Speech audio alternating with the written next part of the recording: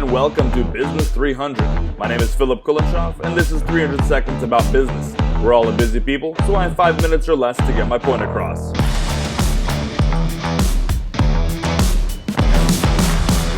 At 5 minutes, I only have time to tell you what's necessary. I promise to get through all 7 of the wastes that keep you from providing the right value to your customers. I spent a couple episodes going through overproduction, your worst enemy. This time we get into overprocessing. All work is processing work. We do the steps required in order to get the job done. However, there's a way to overprocess the work in an unnecessary manner that keeps you from providing more value to more customers. When we keep having to rework the same part or are processing it more than we need to, we're missing opportunities for productivity that leads to blessing more people. There are at least 3 reasons why we overprocess. The first is we don't let the customer define the value. The term overprocessing is subjective to the pursued standard. The customer is the authoritative voice in setting expectations. So, understanding your target customer and what kind of value you're trying to provide is key to not overprocess.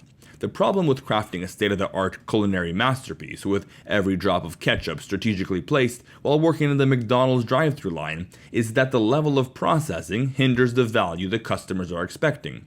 Competence is good, but to what extent we use the competence depends on your target audience. Refining a tolerance to a 10,000th of an inch when the call-out is a merely 1,000th is additional processing that nobody needs. We ought not to negate what the customer is asking for by setting up our own expectations. Yes, a sous chef working in a Michelin-rated 3-star kitchen is not wrapping Minute Maid sandwiches in paper bags and probably wouldn't want to be, but that's why he's working where he is. If the sous chef was to work at a fast food joint, in order to be successful, he'd have to match his deliverable with the customer's expectation.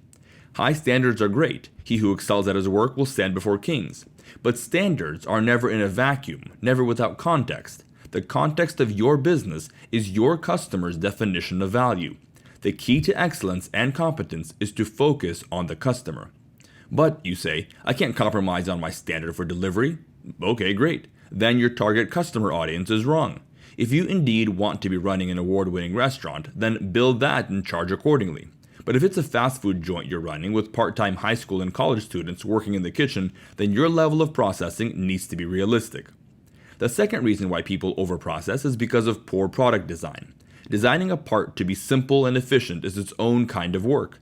Component manufacturing, where products are made up of sub-assemblies that you can reconfigure, creates many opportunities for flexibility while maintaining efficiency in manufacturing. Think through your product design in order to eliminate overprocessing waste. And third, we overprocess because of poor tool or process design. The jig is rushed and not thought through. The tool we made for this work doesn't serve the need completely. Many times, it's the multi-purpose tools or multifunction machines that create the most waste. It seems efficient because you only need one, but it doesn't do any one job correctly. A correct tool designed for particular work eliminates overprocessing waste. Same goes for a process design. Not thinking through the process well requires us to backpedal and repeat steps that we could have done in one flow-through. Designing a thought-out process for the work takes focus and thoughtfulness. When we're constantly rushing to get the job done and out, and don't take a moment to ensure a good, repeatable process, we're wasting more time and resources than we're saving by rushing.